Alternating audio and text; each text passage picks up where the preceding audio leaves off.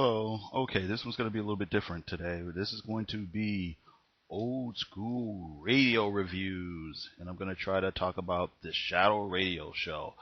Um, this is well. What happened is I was actually going to try to do this like some months ago, but I kept putting it off because I basically needed to do a little bit of research, and I'm very lazy, and I have a short attention span, and other things caught my interest, and I talked about them first. Basically, what happened was like several months ago, I was in a thrift store, and I found a cassette tape of the old Shadow Radio Show. And I bought it. I listened to it. It's kind of fun in everything, and so on and so forth.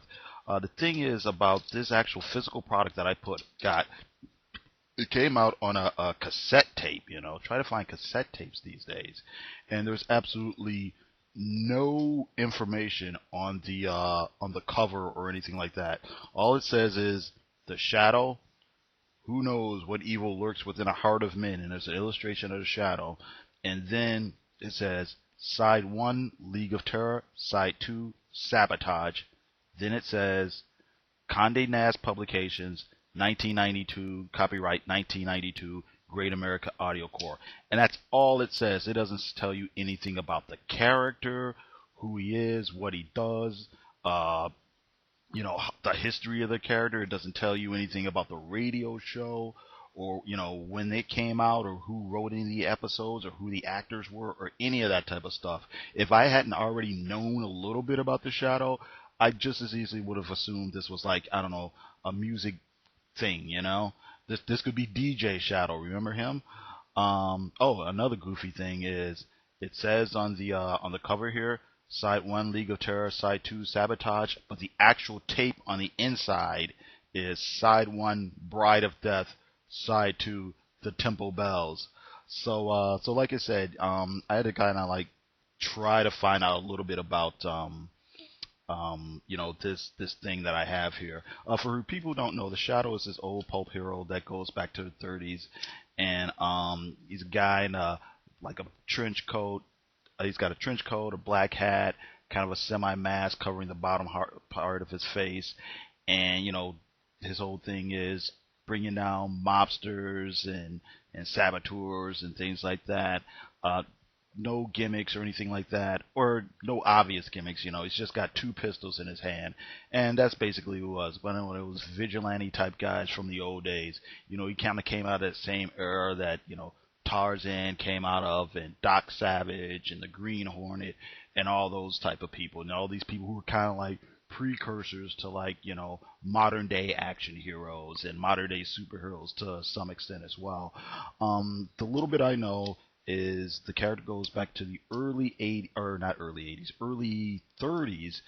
And what it was, there was a magazine called Detective Story Magazine or something like that, and they had a radio show, and they thought, well, we'll have our radio show. Our radio show will help boost sales of the magazine, and it was kind of just anthology mystery and crime stories or whatever. And the Shadow originally was just like the narrator who would come in and tell you, today's adventure is blah blah blah, and that's it. But it turns out the Shadow got more and more popular, so then they started doing episodes about the Shadow himself. And then of course he becomes the featured star of the magazine, and then of course it's really popular, and he's in movie serials and comic books and blah blah blah blah blah blah blah blah blah blah blah blah blah, and so on and so forth. Most people probably know the Shadow from, of course, that famous catchphrase, "Who knows what evil lurks within the heart of men." Modern audiences probably know him from the Alex Baldwin movie that came out in the early 90s. And there's been all types of things. I know DC Comics had, they had a couple comic series. They had one that was only around for a few issues in the early mid 70s, and then they did a revival with Howard Chaykin in the 80s, and then Kyle Baker and I can't remember the other creator that worked on the 80s version of the ongoing comic. But anyway, what little bit I was able to find out about, and another thing just about talking about the character is, of course, he's vigilante crime fighter at night, of course, and he's kind of sometimes works with the police, sometimes he doesn't, and it's kind of in this weird sort of, haha, you want to catch the bad guys? Well, you meet me at so and so place, that old type of trope. And one thing that I think wasn't apparent originally in the character, but they kind of added to him the idea that he has the power to quote unquote cloud men's minds, this kind of like low level hypnotism where you can't really see him even though he's there. And of course, he had his sidekick was a woman named Margot Lane, and so on and so forth. Okay, and I think that I don't know if I didn't mention his secret identity was Lamont Cranston, who was millionaire man about town or whatever, which is another thing he shares in common with Batman and the Green Hornet and a lot of other these characters, where they were playboy millionaires who dabbled in crime fighting, on their days off or whatever. Okay, anyway, getting to this thing here. I'm not 100% sure, but I'm guessing that the person who did the voice on these particular episodes, I think it's Orson Welles, and that's the famous Orson Welles. This is the guy who was the movie maker and a great entertainer from for decades. He directed Citizen Kane. He did radio plays. He did stage plays.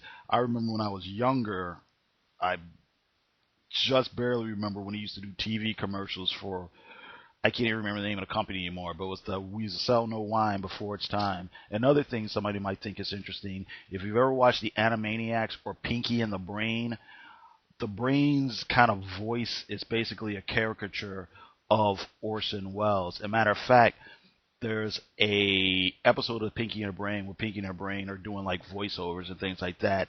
Most of that script is taken directly from an outtakes of when Orson was trying to do commercial voiceovers and he kept blowing his top and things kept going wrong and he was getting angry at people.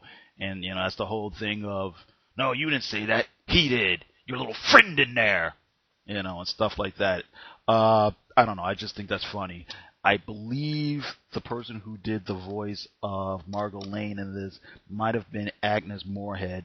And I'm thinking that the Temple Bells episode was from 1937, and maybe The Bride of Death is from 1938. They're just pretty funny, interesting little crime stories.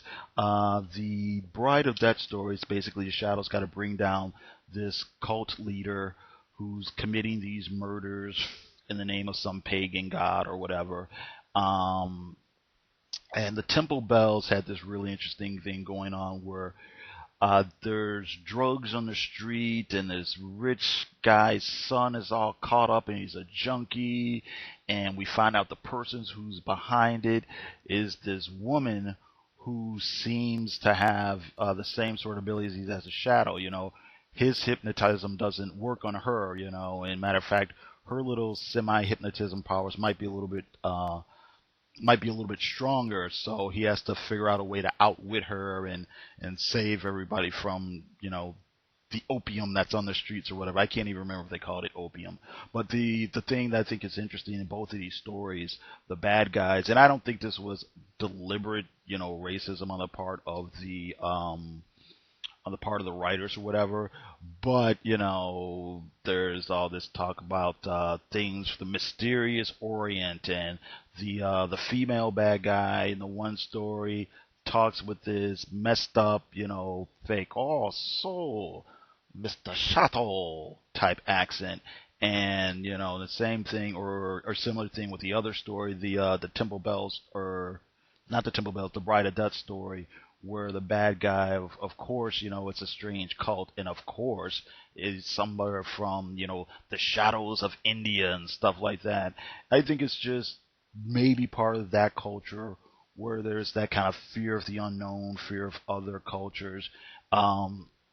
Back in the day, this is like right before World War II broke out, and a lot of people forget that before the Japanese attacked Pearl Harbor, a lot of Americans really didn't want to get involved in things that went on overseas. So I think there was that kind of sort of, isolationist vibe, like, oh, the crazy people in those other countries, man. We don't want to get involved in it, you know. So I think there was that kind of zeitgeist type of vibe going on there. Like I said, I don't think there's nothing here that's too offensive, but it's just interesting thing to point out, you know, culturally and artistically and things like that.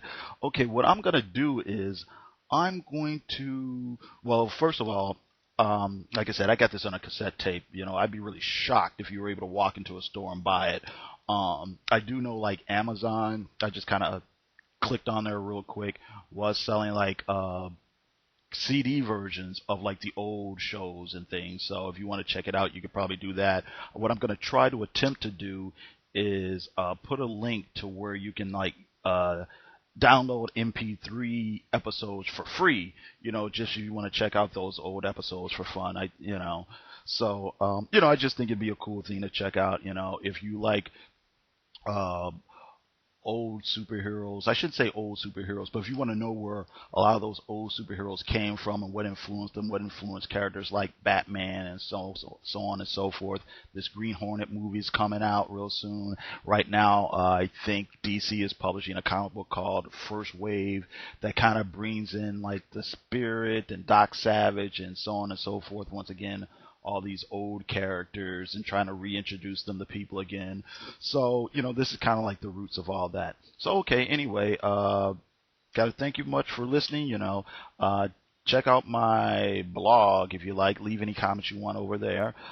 Thanks, and you have a great one. If I missed anything about The Shadow, or if you've got stories you think I should check out or anything like that, please let me know. All right, thanks. You have a good one.